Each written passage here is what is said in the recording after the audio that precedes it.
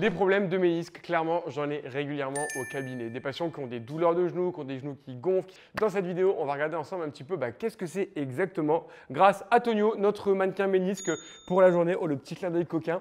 Un ménisque, c'est quoi exactement? C'est très simple. C'est l'articulation du genou entre le fémur en haut et le tibia en bas. Et bien, entre ces deux os, vous avez deux coussins, des ménisques, qui peuvent des fois devenir douloureux. Et on va regarder un petit peu dans cette vidéo que faire quand ça arrive. D'ailleurs, restez bien jusqu'à la fin parce que je vous ai expliqué un élément qui est le plus important pour moi lorsqu'on a un problème de ménisque, mais je vous expliquerai ça après un petit peu d'anatomie. Donc, vous avez un ménisque interne et un ménisque externe. Vous en avez donc 2 par genou, vous en avez donc 4 dans le corps humain. Leur but, c'est quoi? Ça va être de répartir la contrainte, de faire en sorte qu'on n'ait pas l'os contre l'os directement, mais d'avoir des petites éponges un peu souples autour. Si tu nous fais une petite flexion, par exemple, hop, on voit un petit peu les ménisques. Ils doivent bouger. Il y a une partie qui avance, qui recule, qui pivote. Pourquoi? Parce que le genou, il fait de la flexion-extension, mais il fait aussi des valgus et des varus. Et donc, tout ça, ça va mettre plus ou moins de contraintes dans vos genoux. On va se refaire un peu de bioméca juste à côté pour mieux comprendre pourquoi un ménisque, ça fait mal, mais comment ça fait mal. Allez, dérange-toi. Ce qu'il faut comprendre, c'est que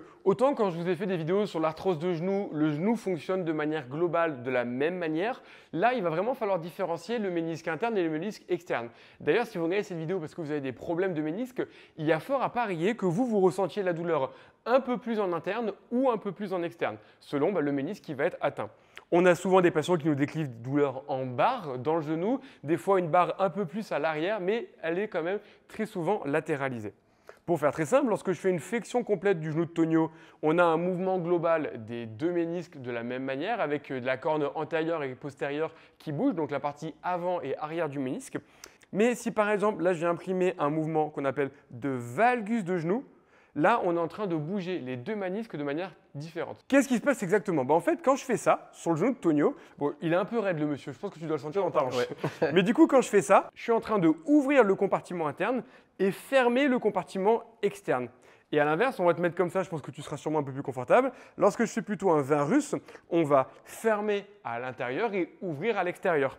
Et ça va expliquer pourquoi, selon le type de ménisque que j'ai atteint, il y a des mouvements qui sont plus ou moins douloureux et des mouvements qui le sont moins. D'ailleurs, au cabinet, j'ai des exercices que je fais avec mes patients, de mouvements un peu comme ça ou un petit peu, oh la vache, t'es raide mon monsieur, ou un petit peu vers l'intérieur qui vont me permettre de cibler et de mobiliser spécifiquement un ménisque par rapport à un autre. Ce qu'il faut savoir, c'est que déjà, un ménisque n'est pas forcément douloureux quand il a un trou ou une déchirure.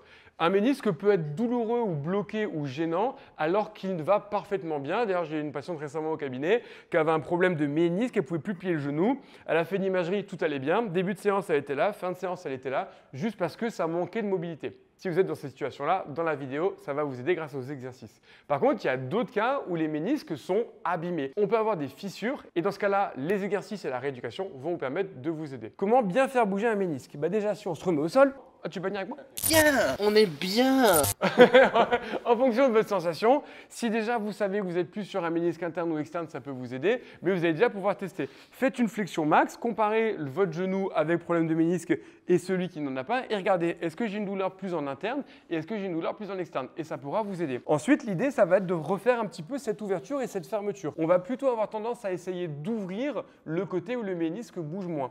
Donc, si vous avez un problème sur le ménisque interne, on va faire plutôt des mouvements comme ça. Là, on vient ouvrir l'articulation et faire de la place. Si vous avez un problème plutôt sur le ménisque externe, exactement, on va plutôt partir comme ça pour venir ouvrir l'autre compartiment. En général, si c'est le ménisque là qui vous fait mal, quand vous faites ça, là, on va plutôt venir le pincer, refermer cet étage et ce compartiment. De la même manière, si c'est le ménisque externe qui vous embête, lorsqu'on va se placer comme ça, on va plutôt venir fermer ici, ça va plutôt être douloureux. Donc vous, de votre côté, faites les mouvements qui vont correspondre à l'ouverture du ménisque qui vous embête. Vous allez venir comme ça, à la maison, venir répéter des mouvements, essayez d'aller chercher la fin d'amplitude en poussant un petit peu avec la main et essayez de le faire avec différentes amplitudes de flexion.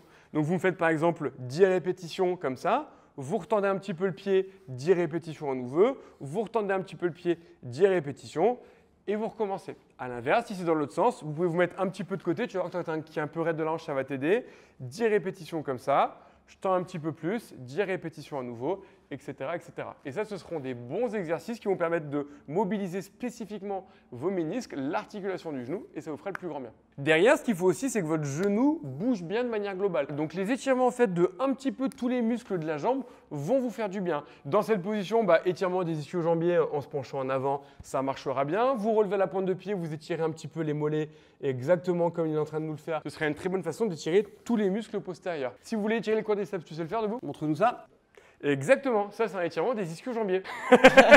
Donc ça marche très bien aussi pour les ischio-jambiers et pour le quadriceps, vas-y, exactement. Je t'aide pour la stabilité. Très bon étirement du quadriceps de cette manière-là pour réduire les tensions sur les muscles de devant, sur les muscles de derrière et ça ce sera idéal pour votre genou. Par contre, ce qu'il faut aussi, c'est que votre genou soit fort et stable. Et donc on va inclure des exercices de renforcement, mais du coup aussi des exercices de... Je sais pas. Il n'a pas écouté, de stabilité. C'était pour voir si tu étais perdu dans tes pensées ou si tu écoutais ce que je disais. Donc de force et de stabilité. Les exercices de force, il y en a beaucoup. Évidemment, il va falloir vous les modulier en fonction de vos symptômes. Si vous avez un genou qui est très douloureux et que vous ne pouvez même pas faire de quart de squat, laissez tomber. Il faut vraiment consulter un thérapeute. Et d'ailleurs, je vous invite tous à, évidemment, aller voir un kiné, aller voir des ostéos qui vont vous accompagner. Mais si vous avez envie de bouger, il y a plein de choses que vous pouvez faire. Moi, j'aime bien utiliser un step parce que vous allez voir qu'avec un seul step, on va faire une énorme progression. Et donc, comme ça, en fonction de vos symptômes, vous pouvez tout à fait adapter. Déjà, très simple, vous montez sur le step. Et vous allez venir juste monter et descendre, poser le pied opposé avec peu d'amplitude de genou. Vous allez voir que là, le genou de Tonio plie peu. Donc, ça lui permet de commencer à avoir une bonne activation musculaire, mais sans mettre trop de contraintes dans son genou. Si derrière, on veut augmenter ça, je vais te demander d'aller poser le pied un peu plus vers l'avant. En faisant ça, on voit que plus le pied va vers l'avant, plus on a de la flexion de genou et donc plus on met de contraintes, mais aussi plus on va renforcer évidemment tous les muscles de sa cuisse.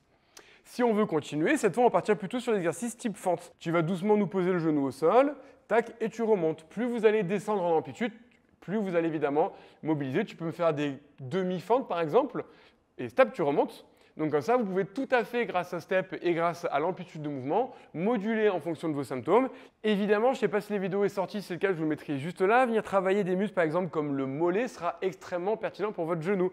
Si tu te mets dos à nous, par exemple, Tonio, tu peux te tenir pour l'équilibre, de venir ici, monter sur les deux pointes de pied, redescendre en laissant bien le talon le plus bas possible, remonter le plus haut possible, redescendre. Extrêmement intéressant de travailler le mollet. C'est un muscle très puissant qui a pour but d'absorber les contraintes, un peu comme vos ménisques. Donc si vos ménisques ont un peu de mal parce qu'il y a une fissure ou parce qu'ils sont un peu plus sensibles, de venir travailler les muscles autour, ça va vous permettre de répartir les contraintes dans d'autres tissus, vous soulager et vous permettre de faire tout ce qui vous plaît. On avait dit stabilité. Donc globalement, vous allez aussi devoir travailler un petit peu ce côté-là. Donc au début, très simple en statique comme ça. Déjà, est-ce que j'arrive comme Tonio à bien stabiliser ou est-ce que j'ai mon genou qui twist dans tous les sens? Pourquoi? Parce que c'est important pour les contraintes que vous allez mettre dans votre ménisque. Plus vous allez plier le genou, yes, plus ça va être dur, aussi bien d'un point de vue musculaire que sur la stabilité.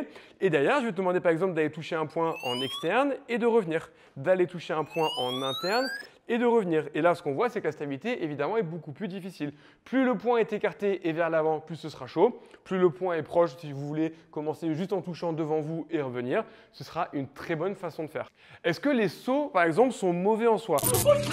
Parce que d'un point de vue de la stabilité, je te prends un peu ta place, je pourrais te demander de venir ici. Non, les sauts ne sont pas mauvais, même quand on a un problème de ménisque. Par contre, selon s'il y a une fissure ou pas, il va falloir quand même que vous moduliez la quantité de contraintes que vous mettez dans votre genou, parce que lorsqu'on a un problème dans le ménisque, il n'est pas toujours capable de l'encaisser. Et c'est un petit peu le dernier point dont je vous avais parlé en début de vidéo, ça va être malheureusement la chirurgie.